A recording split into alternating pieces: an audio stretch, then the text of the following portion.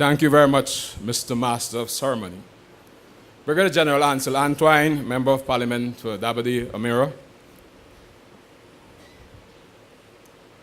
Representative of Your Worship, the Mayor of Arima, Mr. Herman Noel. Chairman of the AGC, Mr. Newman George. Permanent Secretary in the Ministry of National Security, Ms. Simon Thorn Mora. The Ministry of Housing and Urban Development.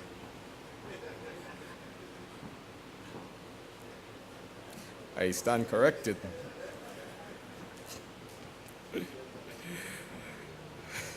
Mr. Brent Lyons, Managing Director of the HDC, other executive of the Ministry of Housing and Urban Development, contractors on the project, beneficiaries of the ministry's housing program, other invited guests, members of the media, distinguished ladies and gentlemen, a very pleasant good morning to you all. Let me first of all ask you to once again applaud that wonderful rendition of our popular Trinidad and Tobago tune. I'm certain you felt a sense of independence hearing that illustrious voice. Well done to you. To me, it's a very pleasant day to be here to participate in what I consider to be a very defining moment in the lives of the beneficiaries of the government's housing program here at Nepuyo. As mentioned before, this development has long been in coming. It's projected to have started in 2007 and was meant to be completed some 12 months after. However, in 2011, the project was still not completed, and the contract was terminated, as mentioned a while ago. It was then left in abeyance until 2015. Once the administration led by Dr. Keith Rowley had reviewed the affairs of state, it boldly and categorically declared its commitment to prioritize and complete the housing projects that were abandoned by the last administration for reasons best known to themselves, as well as projects that would have been started between 2010 and 2015 and were not completed during the last administration tenure. This is a responsible government, and so we believe that we are duty-bound to complete those projects that were left abandoned, because it certainly will be done to the benefit of the people of Trinidad and Tobago. We believe that we must always be equitable and transparent in all our deliverables. Today, ladies and gentlemen, we are pleased to have finally been able to complete this project and distribute these beautifully constructed, structurally sound units to families who are deserving of this opportunity to realize their long-awaited dreams of home ownership. My heartfelt congratulations to those who are about to receive their packages today. I'm certain that there is a feeling of independence when you're presented with your package and when you can hold the keys to your own homes. Not unlike what we are about to celebrate on Friday. In 1962, or prior to 1962, as we build up to our own independence, when our forefathers, led by our first Prime Minister, Dr. Eric Williams, went to Malabar House, he was seeking in a similar way to gain the independence of Trinidad and Tobago from the colonial power at the time. And so today we are presenting you with the packages for your home, which in itself is a bit of independence, as you move away, to some of you from your parents' home, from your grandparents' home, some of you from rental into your own mortgage. That too is a sense of independence. So as we celebrate our 56th year on Friday, I believe that today you can also celebrate a bit of independence in your own way. I want to talk following last week's earthquake. There have been many persons express their views that we shall have a national building code in place to avoid the devastating effects that had been caused by that earthquake. In one of the AGC's communities in Rio Claro, there were some serious structural damages reported with respect to external staircases and walls in about 20 of the units. And I want to compliment the HDC, because when the earthquake took place on the 21st of August, our office at Princestown responded in a matter of hours after the earthquake to do an initial assessment of the damages that were caused. And by the Wednesday and the following day, a cross-functional team visited the housing at Moore Heights to do a more detailed assessment. And by the Thursday, 6 contractors were mobilized and have started construction or rehabilitation of those buildings that were damaged. So, ladies and gentlemen, you see the quick response, and I want to compliment the agency. Let us give them a wonderful applause for that quick response to bring relief to those persons who were affected.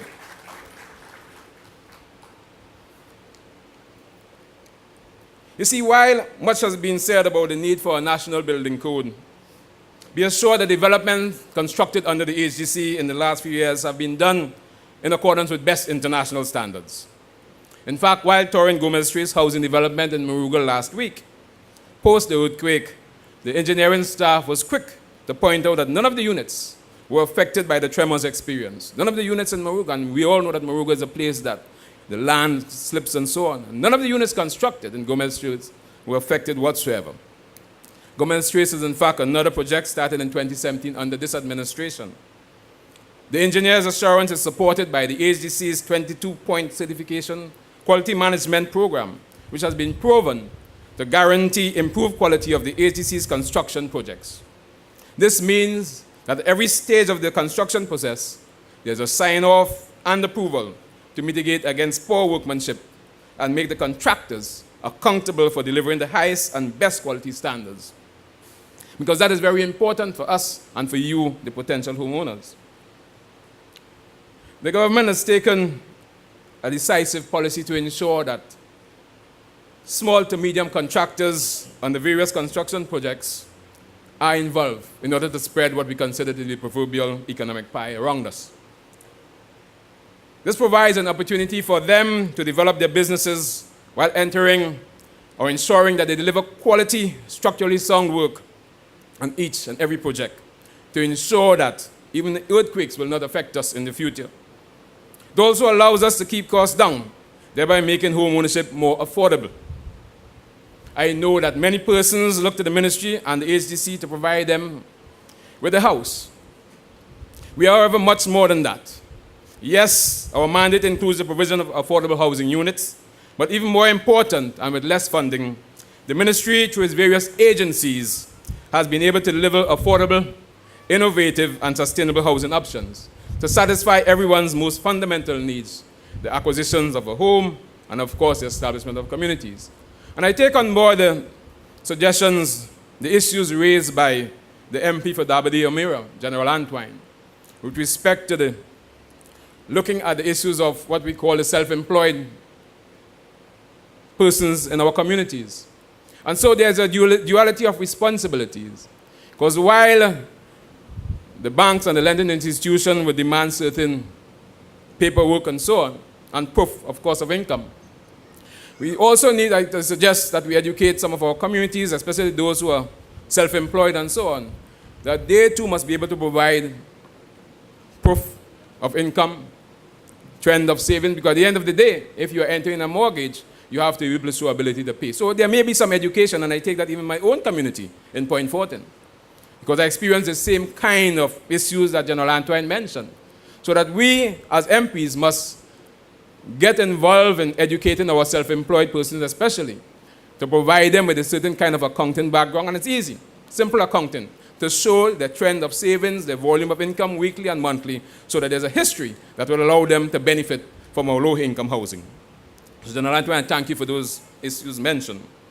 On assuming office in 2015, this government realized that we were faced with an economy which had to be placed on a sound footing. In light of this, we knew we had to change the paradigm and seek alternative ways of rebooting the public housing sector to meet the existing demand and continue where we left off in 2010. I'm proud of the strides that we have made with the housing program thus far, and it's a fact that very many good and positive things have happened over the last 3 years. To ensure our low, middle-income families can access affordable mortgage units, the ministry, through the agency, will continue to pursue the private-public partnership model, as well as encourage private developers and contractors to become involved in the state's housing program through the Housing Construction Incentive Program. At this time, 5 private construction firms have signed up under the PPP arrangements, and they will be providing the HCC with an additional 1,000 units in developments located in East, Central, and South Trinidad. To facilitate a seamless process, the government has established the Housing Task Force to monitor, coordinate, and expedite the process of obtaining statutory approvals from regulatory agencies to avoid unnecessary delays in the construction of new housing stock. Under these arrangements, applicants can access mortgages valued as much as 1.5 million to as low as 750,000 or less, so that every income group listed in the database is catered for. Understanding that a significant number of applicants on the ministry's database will be unable to secure a mortgage, the ministry and the agency intend to shift focus away from solely constructed mortgage units, and as General Anton mentioned, to provide rental accommodations for those who need it the most. And the Prime Minister enunciated that at the River Run Through a couple of weeks ago, because there's an understanding that we have to cater for those who will be unable to achieve mortgage, and so provide an additional amount of rental facilities for those so described. I'm sure that in this way we can provide mortgage units at affordable, pre-arranged prices to pre-qualified applicants on the housing database, utilizing the Trinidad and Tobago Mortgage Finance Limited 2% and 5% mortgage interest rates. This facility is also available for persons wishing to purchase on the open market. With respect to land, which is another area of property, the government recognizes that one of the options in the provision of shelter is access to developed lands for the construction of owner-occupied homes. And here, the aided self-help program was successfully launched last year. Of the 5,000 persons who applied, 700 were selected and in the process of being financially assessed and having their title searches conducted to determine their landlessness. We are hoping to assign lots in the shortest possible time to those who have met the financial criteria to service a mortgage, so that they can not only purchase the land, but also construct their houses immediately. Another initiative of the ministry, utilizing the aided self-help approach, is the Housing and Village Improvement Program. The primary aim of this project is to facilitate village and individual interventions to enhance communities and improve the living conditions of residents in villages all over Trinidad and Tobago, but without changing the social, cultural, and historical essence of these areas. One such interventions occurred is in fact happening right now in Moruga, in the American village. And I had the opportunity to visit that village last week. And I was very much impressed with what I saw. What it showed me is that we have to involve the community to a large extent. Because here we have a project where the contractors are from within the village. The villagers themselves are involved in terms of sweat equity. So coming together with the contractors, coming together with HGC, we bring in those components together. And what I saw in terms of the structure being provided, which is really starter units, is a model that I believe that we can utilize throughout the length and breadth of Trinidad and Tobago. So I want again, let us give the HGC applause and also the residents of Moruga for that initiative that we can multiply across Trinidad and Tobago. Please, ladies and gentlemen, it's something worth commending on. I'm also happy to report that the ministry, through the Land Settlement Agency, has undertaken construction and improvement of basic infrastructural works in the area, so that there are 30 what we call new mortar and brick starter homes being constructed, and those will be delivered by the end of September 2018. We also saw the Land Settlement Agency award statutory leases to deserving certificate of comfort holders as part of the state regularization program. Again, I want to say it, as I said before, this is the first time that we have moved from certificate of comfort to statutory leases. It has never been done before, and I want to compliment the Land Settlement Agency. Please, let's give them a wonderful applause. We must reward those who've done well. These initiatives, ladies and gentlemen, and programs I've mentioned are still geared towards increasing the public housing stock and assisting the ministry to meet its mandate while reducing the burden of expenditure on the state. At the same time, I want to encourage persons currently under rent to own and licensed to occupy to make arrangements to convert your mortgages, as well as to urge those in arrears to negotiate, in fact, a payment plan with the HGC to clear those arrears. Because at the end of the day, remember, your payment goes towards further development. So those who are in arrears, please make arrangements to pay them off so that we can further develop other areas in Trinidad and Tobago for the benefit of others just like yourself. Because these measures will provide the HDC with much needed revenue streams that can be utilized. I'm happy to announce that to date, we have received over $1 billion from these conversion and sales, which has been used to fund other housing projects and pay off some of the debts owed to contractors. We were able to complete 7 projects, some of which started prior to 2010 and suspended during the period 2010 to 2015. We believe that's a waste of taxpayers' money to leave developments incomplete, especially when there are so many families waiting for houses and homes. I'm very pleased to report that since coming to office, we have been able to distribute 2,347 homes to deserving families such as yourselves. To further our home construction program, we have also turned the sun on 7 new projects in East and South Trinidad. In fact, just 2 weeks ago, we were able to distribute 76 houses in Phase 1 of River Run Through and also at Lakeview and Point Fortin. This government policy is to create sustainable communities to ensure holistic development of all our citizens. As such, we have been able to provide 10 community play parks in some of our housing developments. Through the urban development portfolio, we've also been able to construct, refurbish, and retrofit and provide suitable, and in some cases, state-of-the-art facilities and recreational amenities which serve many of those communities. At this time, as part of the Ministry's Public Awareness and Educational Trust, we're producing a manual which will be used as an information resource to guide persons through the various processes involved in accessing housing solutions that are just right for them. It will also include information on government housing interventions. So as you collect your packages today, I want to urge you that as you develop and come into the communities, make your presence felt.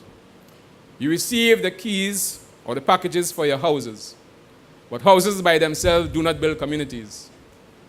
We must first start with building our homes, convert the houses into homes, which is people-oriented and people-defined, but also get involved in your communities and ensure that your communities are defined as you want it to be defined, and not as others would define them in the future. So involve in community spirit and community sort of activities and define this Nepuyo community as one that would stand out in Trinidad and Tobago. So I want to take the opportunity to thank the Permanent Secretary, the Chairman and members of the Board of AGC, the Managing Director and his staff, and all those who have made this today a success.